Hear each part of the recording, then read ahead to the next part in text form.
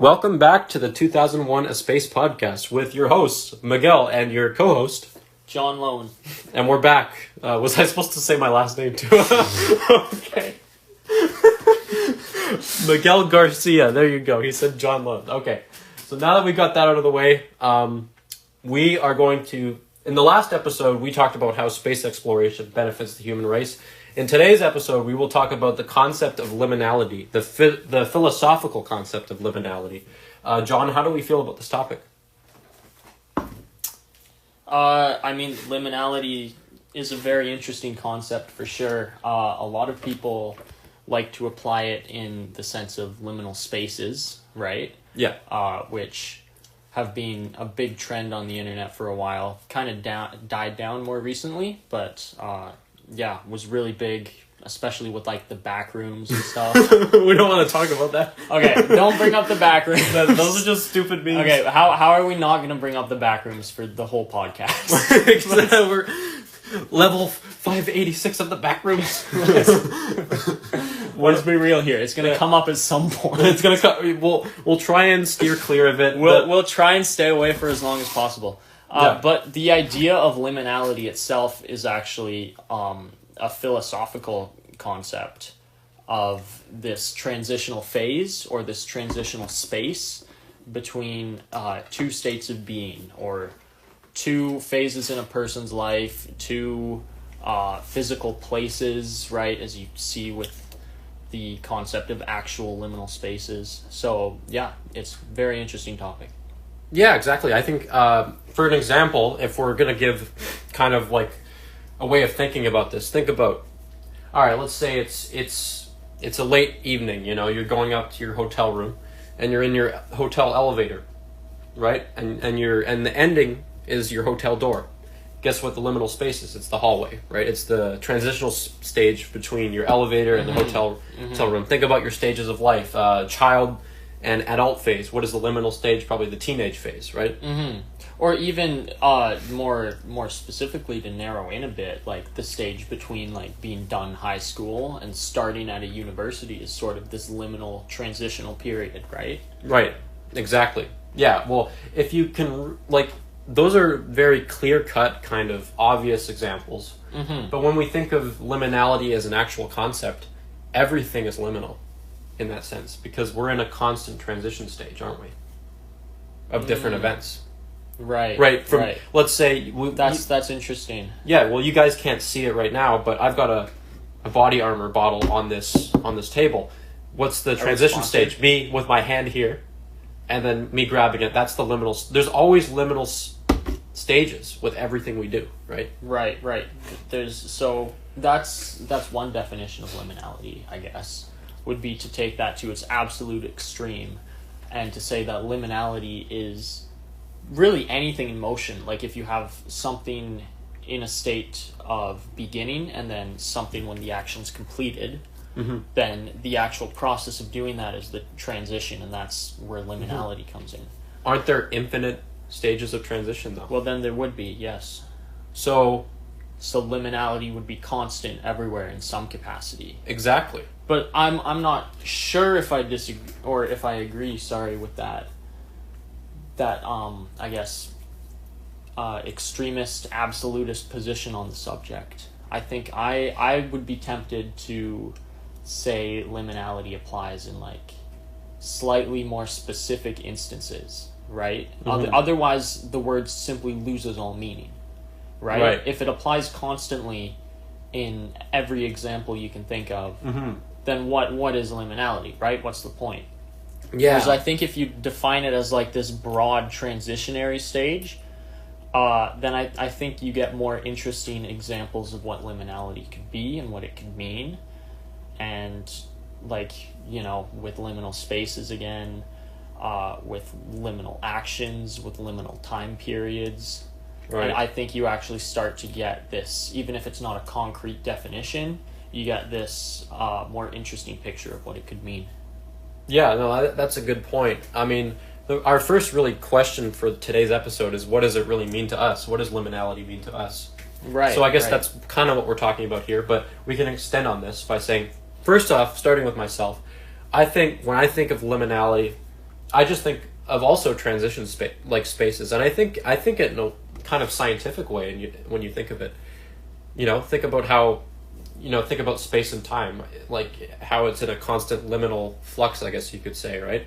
So, I guess in the philosophical concept, I guess what you're saying is like if you apply it to every infinite scenario, then it loses all meaning. But in the scientific concept, liminality has to be viewed that way. Well, that just depends on your definition of it. Right? Yeah. Like, well, the official if you're defining liminality as any transitional period between anything, of course it's going to be everywhere all at once. But I wouldn't define liminality that way. Yeah, well, and that just depends on your perspective. The official definition of liminality, is it a concept in anthropology and psychology that refers to being in between two stages of life or in the middle of changing from one mode of existence to another. Right. Which I think, again, is a more specific type of or way of looking at it, I guess, right? It's like this transitional phase. Yeah. Not necessarily just a transitional motion between anything. Right. Exactly. No, I think that's a good point. So, another question that we can go over is liminality is a very nuanced concept, I guess you could say. It's used in philosophy, I guess even in science it could be used, right? In what ways would it be used in science? Since we are physics students, which ways could we think of liminality in our post-secondary journeys? Like if we get into astrophysics or finding out the mysteries of the universe, how can the concept of liminality be applied to that? That's interesting. I'm not entirely sure, at least based on the definition where it's a transitional phase rather than just a transitional motion. I'm going to use that distinction. I don't know how it would apply, I guess. I don't know. What would you say? Well, I would say liminality, when it comes to, I believe science and philosophy are kind of intertwined, and most people do. Yeah. So when it comes to philosophical implications, the concept of reality really comes up. So how do we define reality? Well, and then we can start relating liminality to that. So let's start with your definition of reality. How do you define it? Okay. We're getting a little bit deeper. We talked about this briefly before the podcast began, actually. We should have been recording. I don't know. It depends on your perspective, obviously. If you presume absolute skepticism, then the only thing you can know for certain is that reality is what you perceive and interpret in your headspace and what you're actually thinking of in any given instance. And that's really the only thing you can know, and the only thing that you can know is real, right? But I think if we assume a scientific perspective, right, where more empiricism, I guess, than pure rationalism, we can trust the world around us, right? We can make scientific observations about matter and about the state of things. Then I think in that instance, we have to assume reality is the total sum of all the material and immaterial components in the universe. Exactly. Yeah, well, I guess when you think of life transitions or life stages, those are not really matter. They're more concepts of our minds. Right. Which is why, I mean, the materialist would say maybe reality is only the material components in the universe. But specifically through an immaterial, because there are certainly things, or at least concepts, that exist in life, like liminality, that are real, that you can define, but they don't exist in any specific place where you're like, that's a liminal thing right there. That's what liminality is that thing right there. There's liminality in that object maybe, but liminality isn't the object, right? There's an immaterial component that you're defining in your head. Yeah, of course. And I think when in terms of science, which we were kind of touching on briefly, I think when you think of, let's say, physics, right? Let's think of theory. let's think of the Big Bang to now. How did the universe get? Those are Right. when we think of that. That's kind of like a transitional phase. Those are kind of like a liminal. Those are stages, right? The start of the universe to present day. Now the liminal stages, we don't know everything what happened in there, right? Right. So could experiment line up with our thought pattern of liminality? Right. So could liminality be applied into our theoretical thinking of scientific research? I want to bring up perspective again because I think that's important to this discussion. Like when you're arguing that something like the transitional period of the universe from its outset to now is liminal, I don't think it's liminal to us. I don't think we perceive that as liminality. I think if there's a being that exists outside of the universe that can observe the universe in its entirety, or if the universe has some kind of consciousness to observe itself and feel that transitional phase, then maybe that's liminal to it. But I don't think it's liminal to us, because there's also an element of liminality that's like, I guess, like liminal spaces are often associated with like strangely nostalgic elements, right? Right.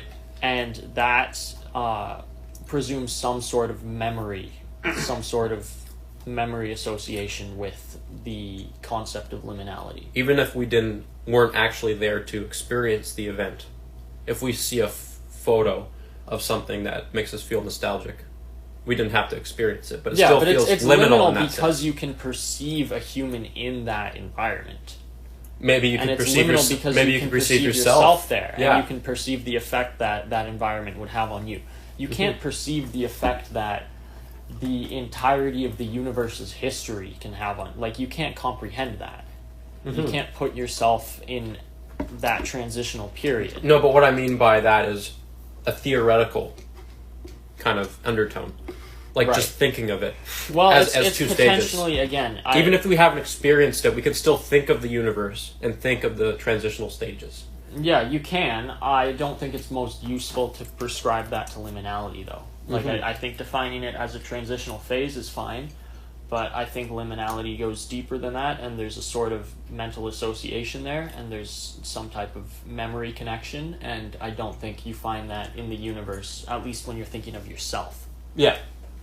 Fair point. Fair point. Not at least in the most broad instance where you're talking about the history of the entire universe. I think maybe there's certain hyper-specific changes that have happened which you can prescribe liminality to because they've directly affected you, and they're a sort of transitional phase in your own life, or they're some transitional image which you can identify with, right? Right. Yeah, exactly. Yeah. That's a very good point. And I think I was thinking about this about, I would say, 6 or 7 months ago. Don't say the 6-7 meme. Don't say that. Oh, okay. We're good. Okay. You know that meme, right? No. 6-7. You don't know that? I've never heard it. All right, bro. I better stop talking, bro. I have too much brain rot. This is gonna cure my brain rot. We're going.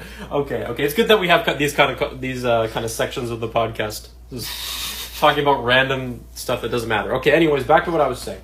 So about 6 or 7 months ago, I was thinking about this about liminality, and I was like, how does this like relate directly to reality? Because what is reality, right? Well, what is liminality? Liminality is just a transitional stage between two realities, right? In that sense. Sure. But aren't there infinite... But what do they define by reality? Is it like the material setting of... Like let's think of the hallway between the elevator and the hotel room door. Like, what is the reality there? What are the states of reality between those two spaces in a real life example? Right. If you're just like walking through the hallway, you mean? Yeah. Right. I'm assuming your point is that if you freeze time at any instance while you're in the hallway, like there's an infinite number of instances you have to travel through between the elevator and the room? Yes. Right. So there's an infinite amount of liminal instances while you're in that space. Yes. I suppose. Yeah, exactly. Yeah. So I was thinking of that, and I was like, what if that disproves what if that kind of changes our perception of reality? Because if liminality is just merely a transition phase between two realities, aren't we in a constant transition phase? And doesn't that kind of shatter the illusion of a reality? I don't know. I think again you're tweaking the definition of liminality. Like maybe just calling it any transitional motion works for you, but yeah. I would only prescribe that to more specific instances. Yeah. And just because there's an infinite number of them, like, I don't know how that undermines reality. Like, if I hold my hands out here and I bring them together to clap, there's an infinite amount of spaces my hands have to travel through. That doesn't, like, break reality or anything, crossing through that seemingly infinite barrier. The distance is still, like, actually close. So I think there has to be this distinction between, like, these hypothetical immaterial infinities that exist pretty much everywhere, and then the material reality, which sort of resolves the paradox, I guess, because you can just have instances like that which happen, even if it seems like there must be an infinite amount of stages they have to go through. I guess it kind of seems like a paradox, doesn't it?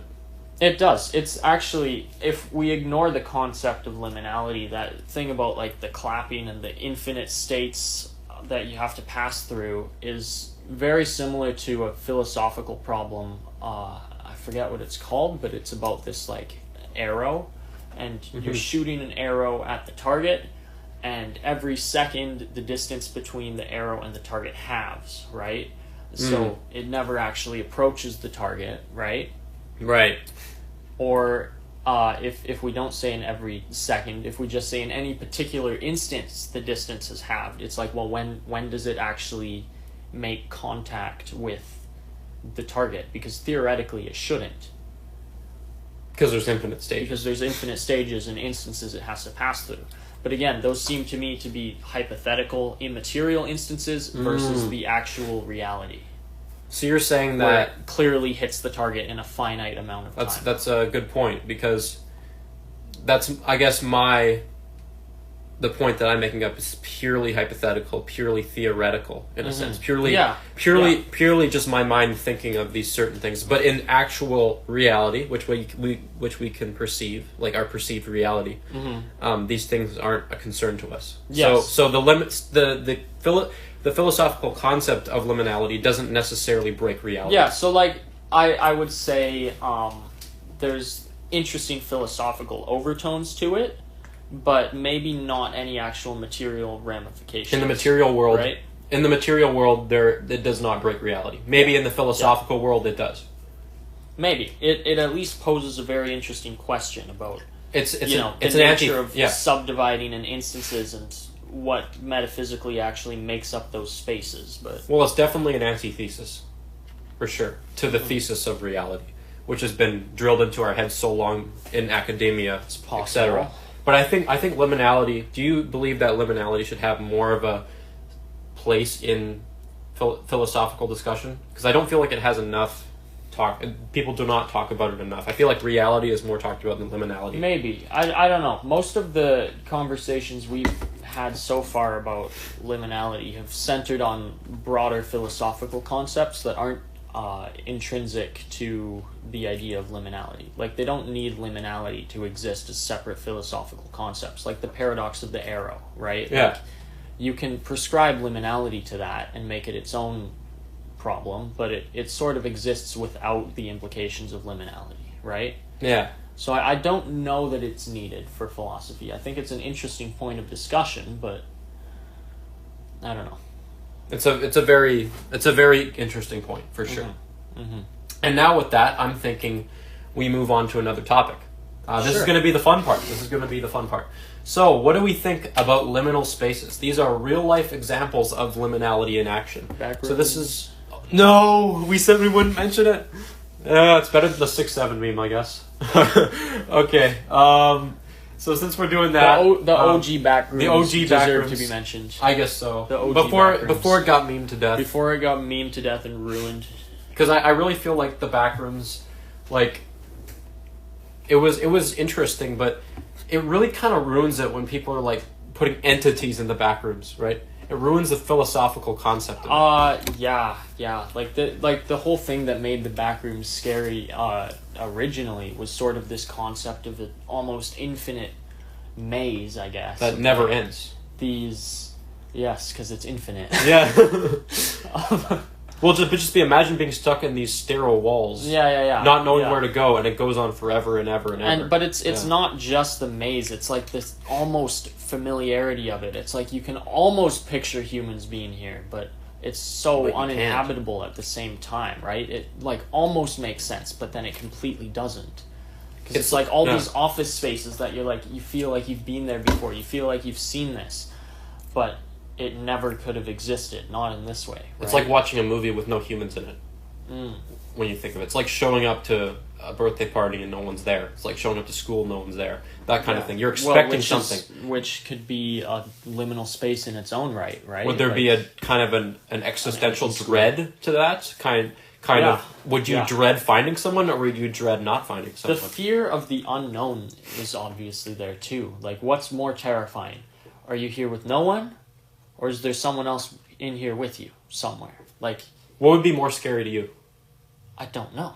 That's what makes it terrifying. Yeah, it's both are equally terrifying. It's like the aliens that we talked about in the last episode. Yeah. I can't remember what quote that was. Arthur C. Clarke. he was actually the screenwriter for 2001, bro. We didn't know that. Oh my god. He was the screenwriter for 2001. It's all coming together. Yeah, so it was meant to be, bro. Honestly, clearly it was. So yeah, we can relate this because it's like, imagine being stuck in this. This is what makes the Backrooms so interesting. The original Backrooms. This is how it relates to liminality and the actual philosophical concept. Like, and it's kind of like Schrodinger's cat in a way, without actually opening the box, because you never really find out if you're alone or not. You're alone, but you don't know if you're alone or not alone. Right. And you never get a chance to open the box. It's like Schrodinger's cat is locked. Well, I suppose you can never be entirely certain unless you actually see someone else there, right? But if you never see anyone, that doesn't disprove the possibility that there was someone. Maybe you just didn't run into them. Yeah. So it's like you take. It can only be proved one way. It's like Schrodinger's cat in a box, but the box is locked. Yeah. You can't open it. Yeah. Right? There's tons of paradoxes that parallel that. Like even the existence of, say, God. You could never completely disprove that to me. You can only make certain claims or estimate the likelihood. You can never entirely disprove the idea that there's a God that exists. You can only possibly prove it if the God actually shows up, right? But even if you die without encountering God, you can't disprove God. You can't disprove it, exactly. So it's sort of these proofs that can only be made one way, in a sense. So in that sense, is it practically impossible to prove something doesn't exist? For certain things, again, like God. Well, when you if you're wandering around the infinite Backrooms and maybe there's something there with you. But when you die, that search for something unknown ends. But that doesn't mean it wasn't there. That just means you never found What if there is nothing there and you die and your consciousness But you never know ends, that. Then you never knew. Right? And so in a sense it doesn't end. So it's still searching for it. Well, if it is your consciousness, it's not, because it's gone. Because it's gone. It's never resolved. It's an open question. It's a seemingly open question. To an outside observer who watches you die and then watches your consciousness get erased and says, oh, clearly there's no God. It's resolved to them. But that hypothetical observer can't ever exist. And to you, if the question just ends, then you never found out the answer, did you? Right. It's like Einstein says, everything is relative. Right. Yeah. So everything is relative in that sense. Even in philosophical, and even in the philosophical realm, everything is relative. Because an outside observer, like let's say you place yourself in the Backrooms, you're wandering around the Backrooms and you don't know if you're there with someone or not, but an outside observer knows. Yeah. But you There's don't. someone floating above, inspecting. They're just watching. They can see. They're watching. It's like, they're just watching through the windows, or even like the invisible windows, right? Yeah. Right. It's like you can imagine a hypothetical scenario in which it's possible to know for certain, but you can't observe the scenario from that perspective, right? It's all about perspective. Exactly. And that's the basis of philosophy if we really think of it in many ways. Yeah, and somewhat sidetracked from the concept of liminality here, but yeah, interesting nonetheless. It's very interesting. We said we wouldn't bring up the Backrooms, but here we are. But here we are talking. Honestly, it was worth it. That was a very good section. It's true. It's true. But what about level 586? Oh, I haven't been to that level, bro. What's your favorite level? Favorite level? Level 0. Level 0. Gotta be the OG one. Before OG there were any entities. Before they ruined it. That's true. I gotta agree. The nice simple concept that we just spent like it's 10 minutes interesting. talking about. The Backrooms, like, there's so many levels that play off the idea of liminal spaces, and a lot of them use like examples of liminal spaces in their imagery.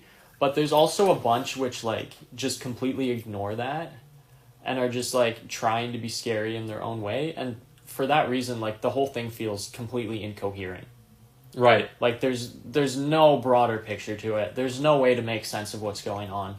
It reads like a pile of a bunch of different fan fictions people have slapped together, which is what it is. Yeah, exactly. Yeah, that's a good point.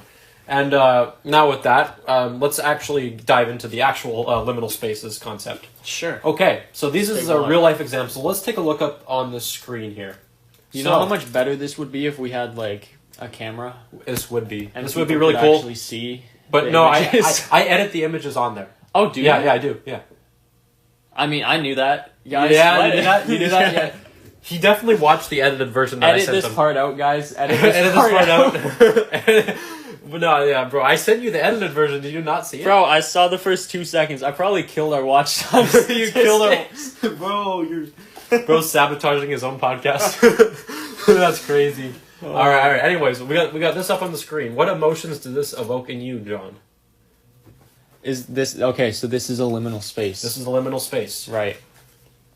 How do we feel about this image? It feels very empty, right? There's like this. There's this sense of something that could be there but isn't. Like maybe it's the lack of furniture, right? It's like echoes of the past. It feels like how many hotel hallways do, just like this transitional space where it feels like there could be something there but there's not. And it's kind of odd that there's just this blankness instead, right? Don't you, like... You know what's also odd to me in this photo? Why is there no furniture, but there's a random painting on that wall?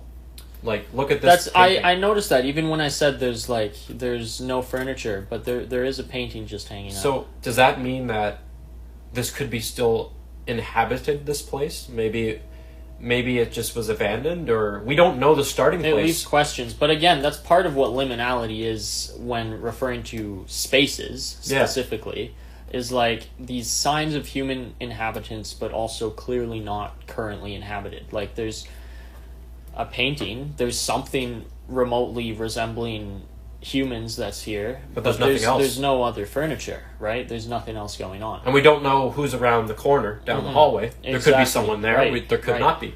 It's like, and we'll never figure it out. It's again, and we don't know what's behind playing it. Into the whole idea of the unknown. Exactly, it makes me feel kind of uneasy. Does it? Yeah, there's this almost like this empty unease to it. You know? Yeah. Exactly, and that's a very interesting combination. That is a great photo to encapsulate what a liminal space is, and this is basically the example of a real life, the real life concept of liminality in space and time. Yes.